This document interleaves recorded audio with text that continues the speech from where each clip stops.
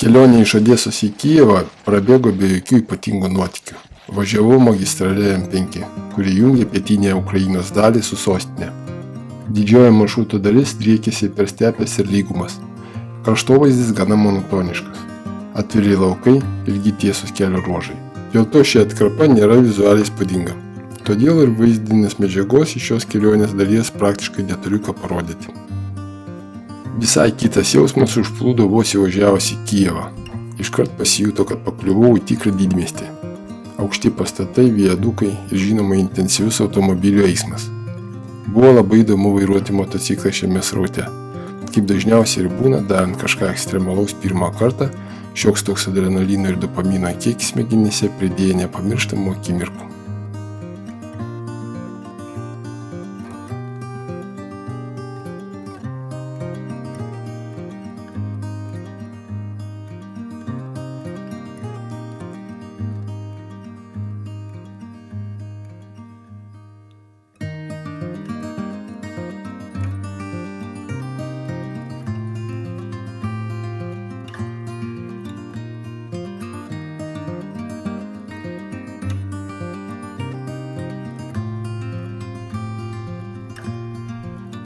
Kai rinkausi viešbutį, man buvo svarbu, kad jis būtų miesto centre. Išėjau iš viešbučio, spėkit, kur esu. Einu pasivaikščioti. Viešbutį rinkausi per Booking platformą. Prisipažinsiu, buvau nustebęs, kai atvykau į vietą ir supratau, kad gyvensiu pačioje Ukrainos širdyje. Viešbutis yra vienas aukščiausių pastatų centrinėje miestų dalyje. Aš paprašiau, kad man duotų kambarį kuo aukščiau. Na, kad galėčiau geriau matyti miesto panoramą. Mane apgyvendino pačiame aukščiausiame aukšte.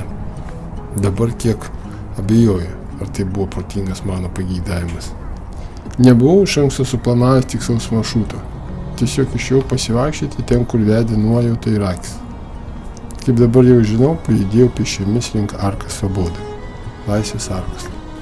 Šis objektas pastatytas 1982 metais, minint Kijevo 1500 metų jubiliejų, esantis virš Dniepro šlaitų.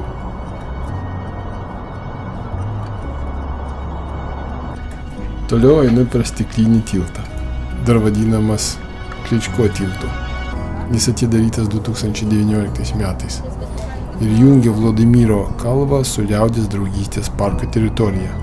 Tiltas yra apie 210 metrų ilgio ir tapo vienas iš moderniųjų Kijevo architektūrinių vietų. Tarp kitko, labai įdomu pasivaikščioti. Ir jeigu tektų lankytis Kijeve, rekomenduoju.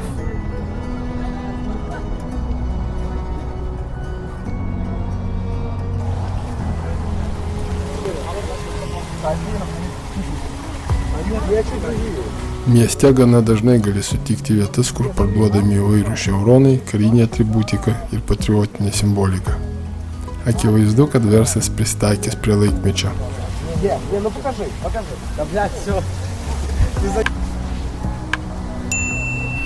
Toliau judu parko link.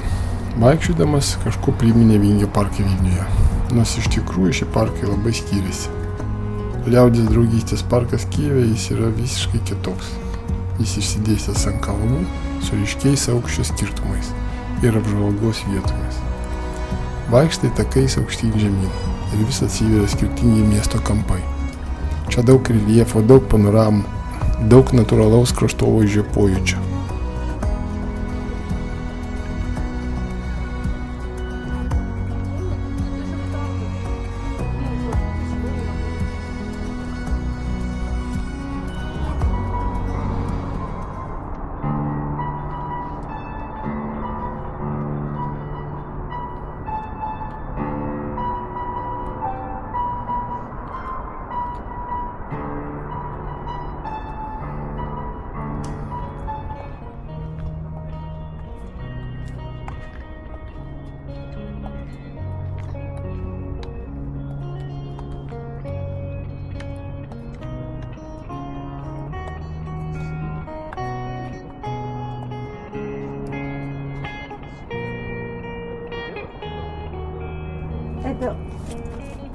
Вот это утро.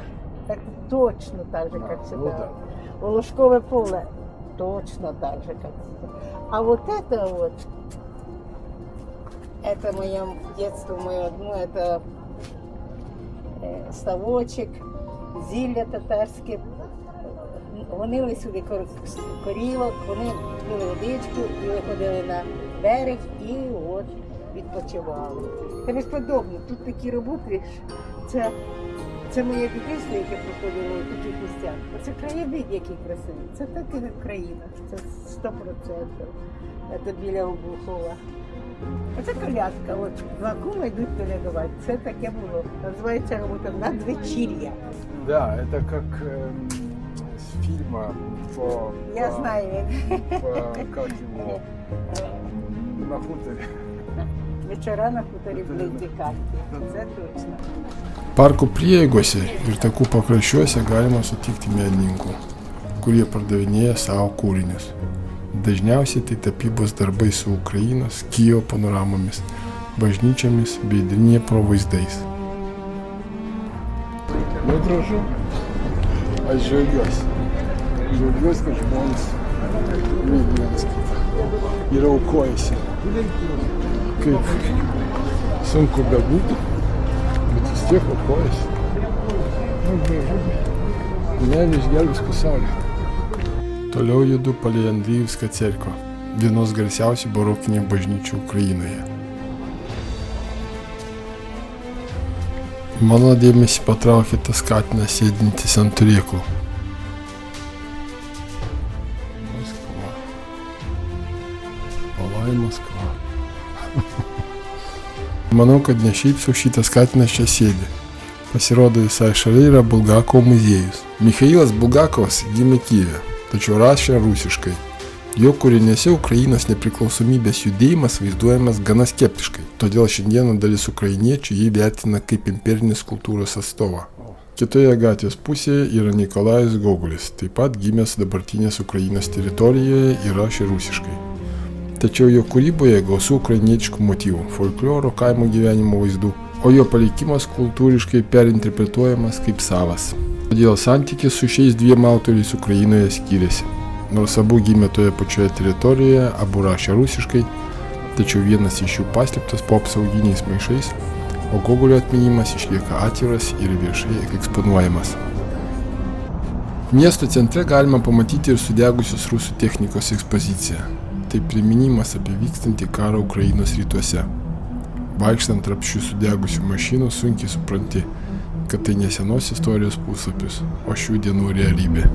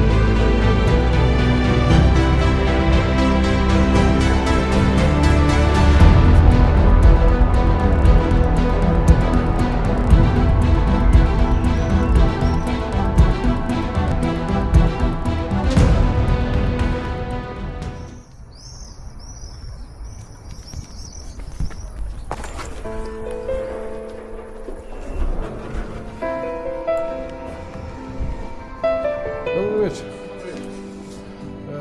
Бутилочку коли і рома. Темний.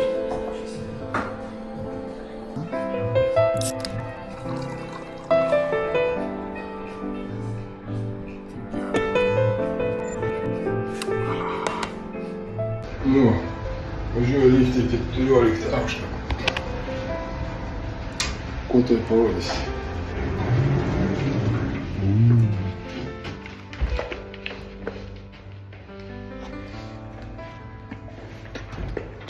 Быстро.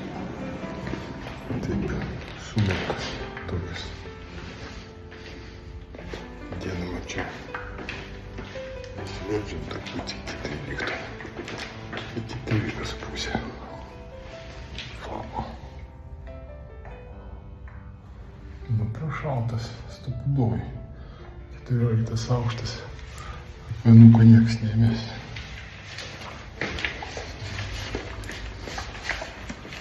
Einam gilyn. Jo-majo.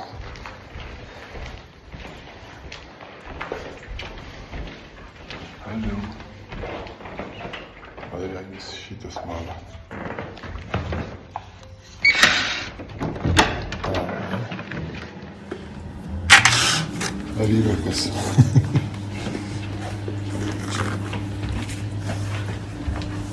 Avyrakas.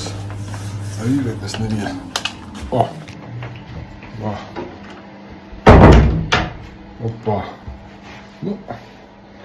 Toks sovietskas viešbutukas. Bet toks neblogas. Neblogas. Toks partinis. Opa. Opa, kaip mes šiandien gyvensim. Ledas. 14 aukštas.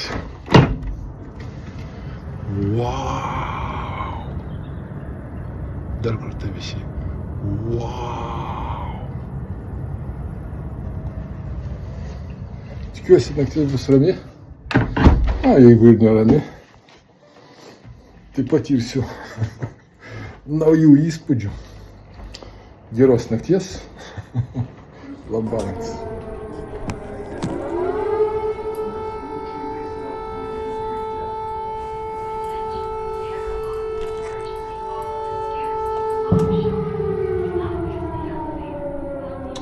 Ką aš žinau, kokią padaryti?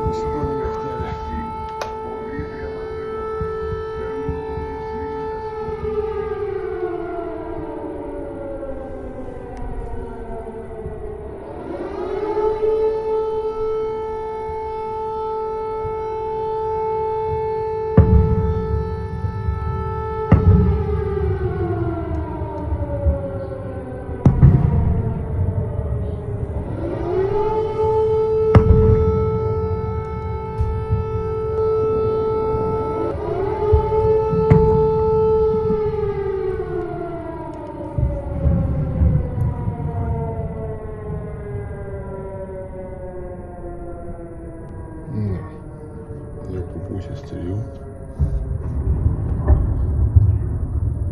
Jį po polnai.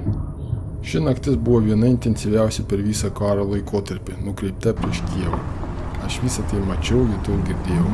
Skirtumas tik tas, kad aš žinojau. Greitu metu aš išvyksiu iš miesto ir grįšiu ten, kur žmonės gali ramiai gyventi ir miegoti. O čia yra kasdienybė. Atsibūdęs ryte išėjau ieškoti pusryčių ir pažiūrėti, kas vyksta mieste. Buvo saulėtas gražus rytas. Žmonės skubėjo į darbus, miestas gyveno lyg ir savo įprasto ritmo. Kavos. Gaila net pradėti. Nu, čia iš viso visą. Čia tikriausiai esu tikras, kas ten.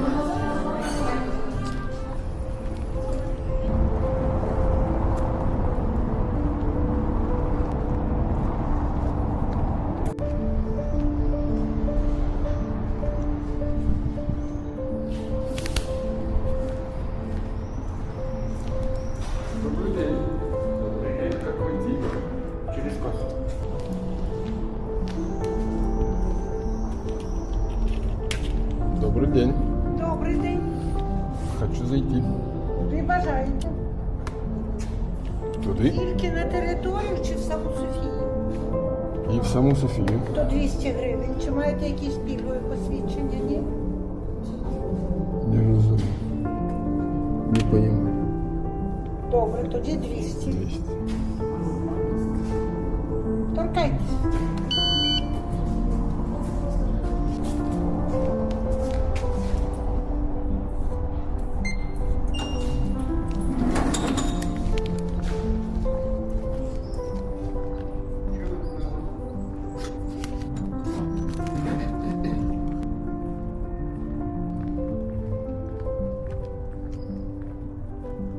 Софія Собор з Києва – viena svarbiausių istorinių religinių Ukrainos paminklų.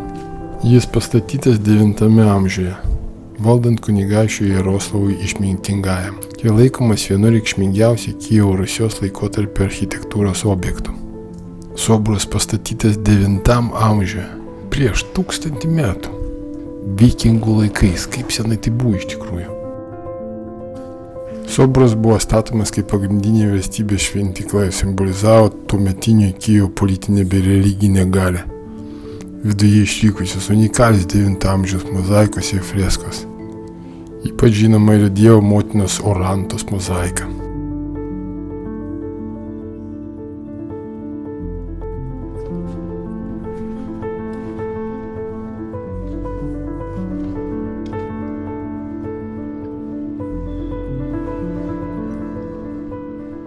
Така мотанка змотана на качані кукурудзі.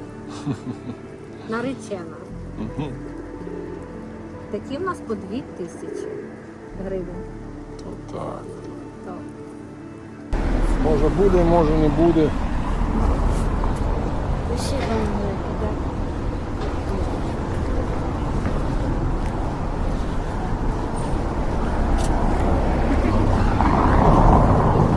Šis Švento Mykolo vienuolynas viena dramatiškiausių vietų Kijeve. Vienuolynas buvo įkurtas apie 1110 metus. Tuo metu Kijevas buvo galingos Kijevo Rusios sostinė. Manoma, kad būtent čia pirmą kartą Kijevo Rusioje kupolas buvo padengtas tikru auksu. Nuo tada vienuolynas gavo pavadinimą Aukso kupolis. Viduje buvo saugoma šventos relikvijos, kurios pritraukdavo piligrimus iš viso stačiatikių pasaulio. 1240 metais, kai Kijeve nusiaubė mongolų ordos, miestas buvo praktiškai sunaikintas, tačiau vienuolynas išgyveno. Vėlesniais šimtmečiais jis atsidūrė Lietuvos didžiosios kunigaikštystės, vėliau abiejų tautų respublikos, o po to ir Rusijos imperijos sudėtyje. Per šį laiką pastatas buvo nekartą perstatytas. Atsirado baroko elementų, tačiau išliko senosios mozaikos ir freskos. Sovietinis laikotarpis. Tai viena skaudžiausių istorijos dalių. 1930-aisiais, kai Kijevas tapo Ukrainos SSR sostinė, sovietų valdžia nusprendė, kad vienuolynas trukdo naujai socialistiniai miesto vizijai. 1936 metais kompleksas buvo susprogdintas. Dalį freskų sovietai išsivežė į Maskvą ir Leningradą. Auksiniai kupolai dingo, vietoje šventovės liko tuščia aikštė. Po Ukrainos nepriklausomybės atkūrimo prasidėjo vienuolyno atstatymo darbai. 1999 vienuolynas buvo atstatytas beveik nuo nulio, remiantis istoriniais brėžiniais ir išlikusiomis nuotraukomis. Tai tapo ne tik religinio, bet ir nacionalinio atgimimo simboliu. Dabar sunku patikėti, kad šis grožis kadaise buvo tiesiog ištrintas nuo žemės paviršiaus.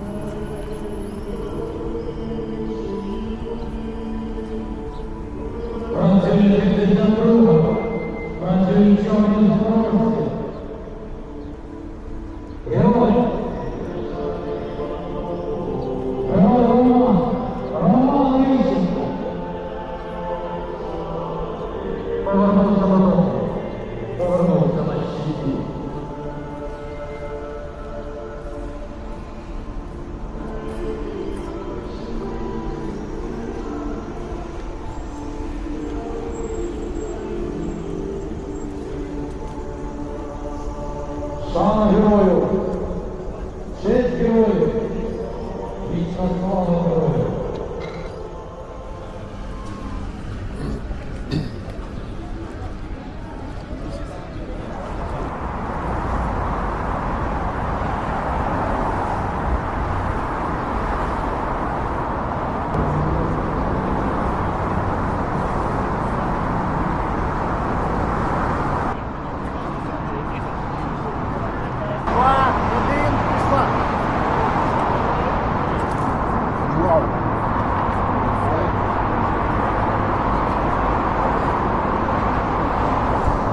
Курень там не спіде.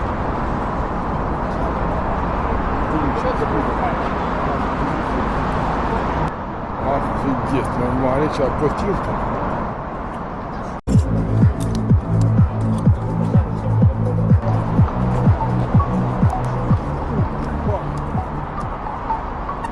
Ноги разом. Разом, так? Да. Поїхали. Руки в сторони, даю відлік, завалюємося. 3, 2, 1.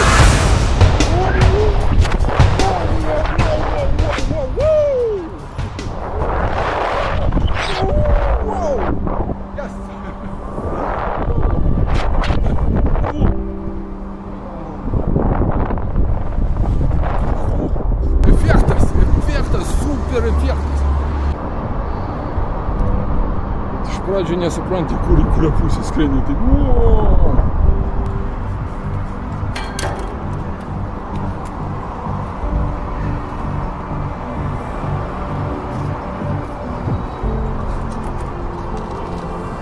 Tai, Ласка, обережно. Супер. Супер. Дякую дуже.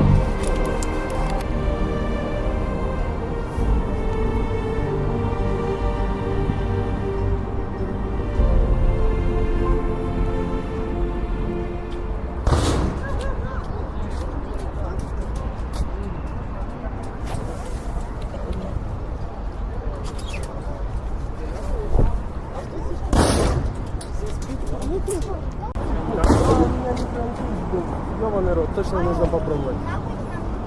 Проебать деньги. Это то же Ну, самое нам на казино. подшипниках. На подшипниках. Но я вешу недолго. Но за деньги. Боже, может я рекорд свой побил. Минута потолок. Минута потолок был? Реально? 40, 50, 60.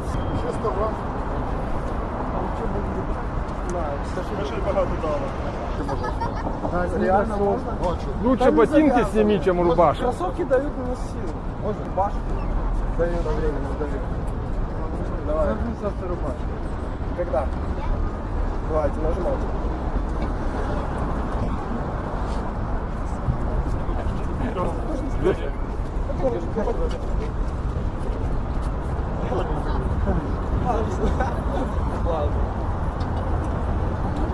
Все, 120 гривен проебал. Поздравляю. Deja, laikas nesustabdomas slenka pirmin ir mano kelionė po truputį artėja prie pabaigos. Šiandieną paskutinis vakaras Kijeve, o jau rytoj nuo pat ryto pajudėsiu Lietuvos link. Ой, як тут смачно. Kas čia darosi, ką? Nerealiai. Paskutinėje vakarienėje užsisakiau jautienos iš pjautinės su daržovėmis ant griliaus. Manau, kad šis patiekalas per visą kelionę buvo pats brangiausias. Mėsa kainavo apie 10-11 eurų. Panašiai tiek pat daržovės ant griliaus ir gaivus gėrimas. Iš viso sumokėjau 92 eurus.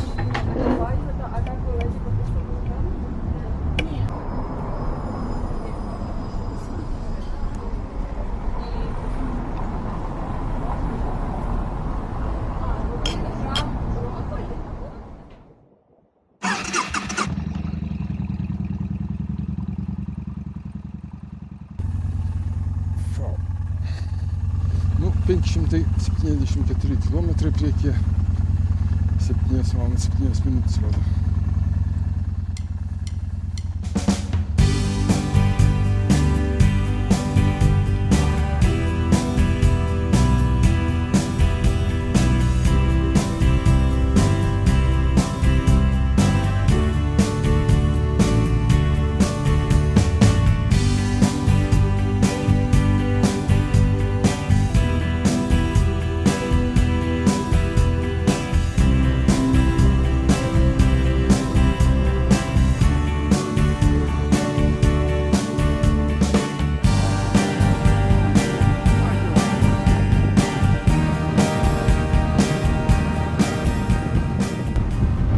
Taip sutapo, kad kelias vedė kaip tik per tas vietas, kur 22 metais vyko mūšiai dėl Kijevo. Sudegę bei sugadinti pastatai smarkiai išsiskyrė iš bendro vaizdo.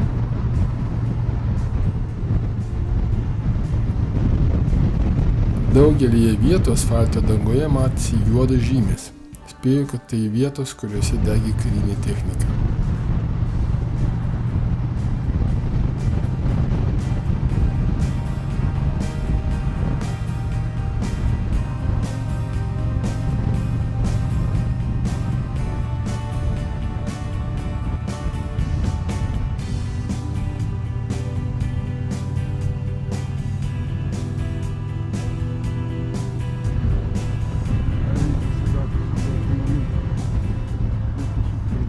Važiuodamas per Irpinį pamačiau visą gatvę apdegusių ir apgadintų namų.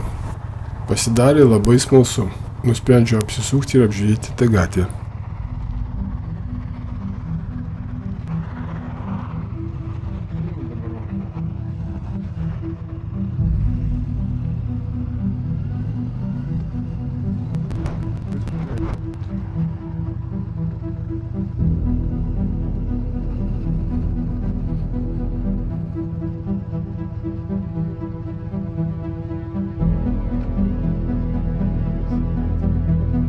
Mūšis čia vyko prieš 3,5 metų ir daugmaž viskas aptvarkyta. Žmogui, kuris nėra pripratęs prie karo ir panašius vaizdus matęs tik tai per televizorių, vaizdas jaudinantis.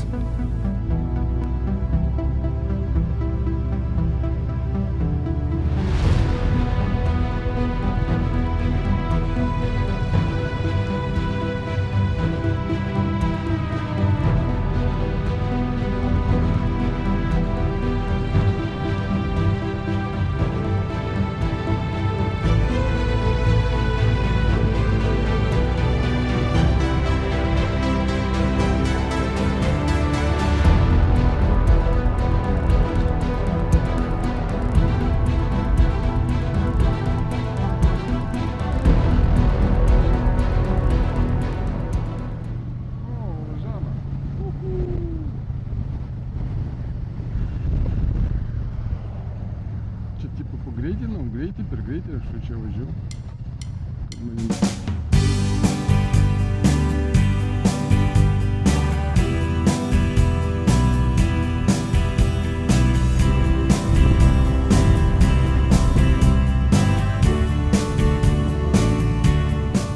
Saulei pasislėpus pasidarė vėsoka, todėl nusprendžiau sustoti, išgerti kavos ir apsirengti šilčiau.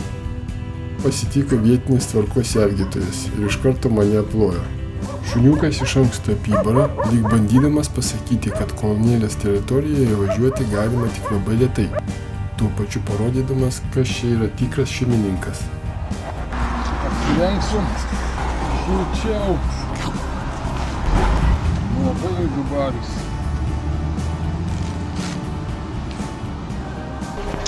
Šuniukas ten dirbam pusę stavkės.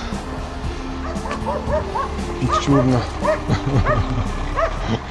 Su tuo motociklininku kolonėliai buvom persimetę keletą žodžių.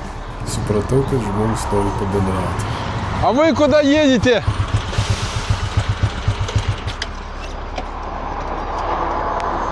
У меня покатушка пенсионерская. Ай, покатушка пенсионерская. Я еду в Овруч. В Овруч не знаю. Ну, это древняя столица древлян. Древлян? Там, где, Олега грохнули. И потом княгиня Ольга спалила всех древлян. Так это давно было. Дочь, это Овруч старше Киева. Овруч Ну и Чернигов. да, а где он есть? Около Беларуси где-то? Да? Ага. Малин это князь древлян был, в честь его названо. Так вы историк. Я не историк, я просто Просто интеллигентный, образованный человек. Понятно, очень хорошо. А что у вас за такая интересная техника? Это реплика Кавасаки Элиминатора. Ага. Он 220, да? 220, да. Если интересуетесь ютубом, это мой канал. Интересует. Виталий, Виталий? Виталий, Сергей. приятно. Зайдете на мой канал, увидите, что я, ну, кроме байкера, еще и художник, я еще и поэт, я и Интересно. песни делаю искусственным интеллектом. Короче, развлекаюсь. Добренько вам, удачи и, как сказать, красивой и хорошей, удачной вам креативной, как там говорят, я уже забыл в общем. Когда... Удачи! Ну ва.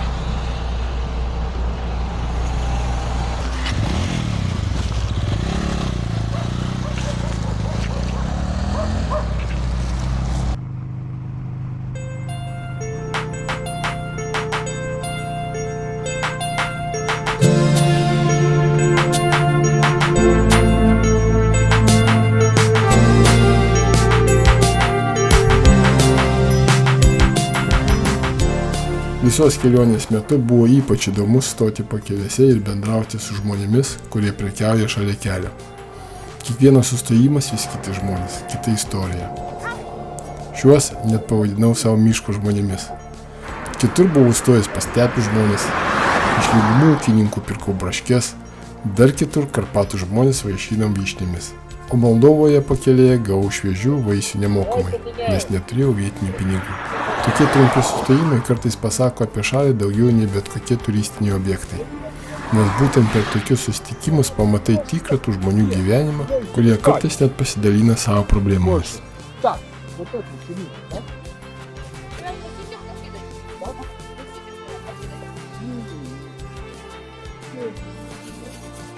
Кушать лисичку знаєте як? Сорок полезно, одну на тощак їсти. Так, на тощак. Це допомагає від екології. Я змерну. Конечно, я не вмерну.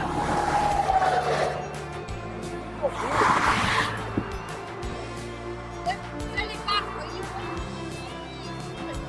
Хорошо. А ви так просили покататися, да? Куда ж? Семестр, отпуск. Holiday. А не страшно не їздити, не ламається?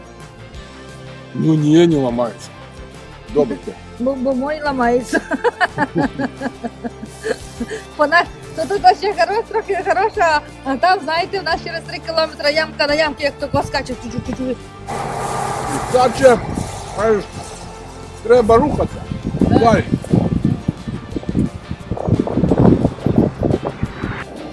Ну, щасливої вам дороги. Там всім привіт передавайте, скажіть, приїжджайте до нас по Давай 30 гривень, да забирай її з собою.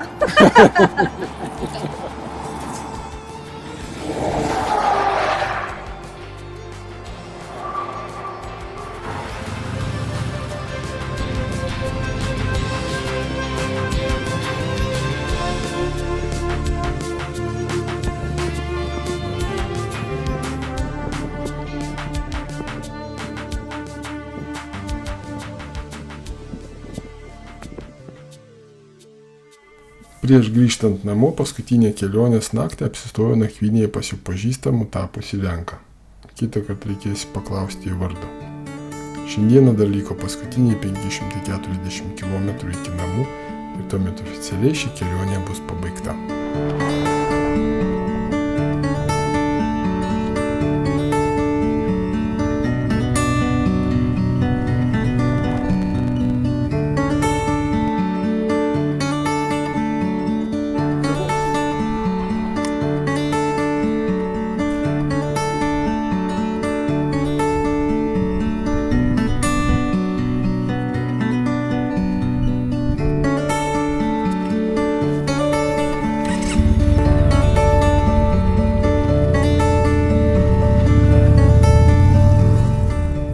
Va, taip ir būna. Kur mažiausiai tikėjasi paslysti, ten didžiausia tikimybė. Laimė man pasisekė ir visą kelionę praėjo man be nuostolių. Tai buvo mano pirmoji kelionė į Ukrainą, nes aš ten niekada nesu buvęs. Taip pat pirmoji tolima kelionė motociklu.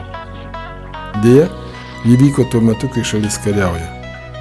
Aš nevykau į karo zonas, keliavau per santykinai saugias teritorijas.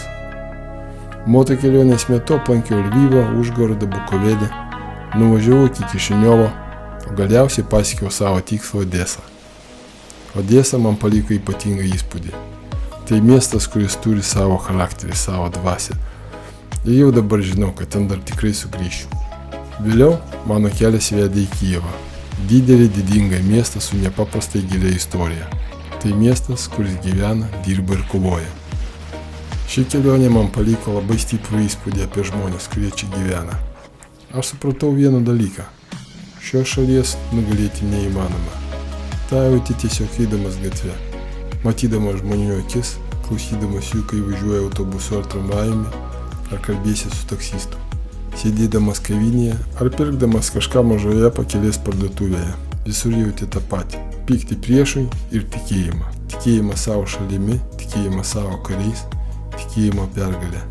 O aš grįžtu namo, įgyvendinęs vieną savo svajonę. Svajonė, kurią planavau 2 metus. Neslėpsiu. Išvažiuojant čia buvo šiek tiek jaudulio. Aš nežinau, kas manęs laukia. Be to motociklą vairuoju tik 3 sezoną. Ir tai žinoma man šiek tiek pridėjo įtampos. Bet dabar galiu pasakyti vieną dalyką. Aš padovanojau savo 15 dienų nepaprastai įdomią kelionę, kuri liks mano atmintyje visam gyvenimui.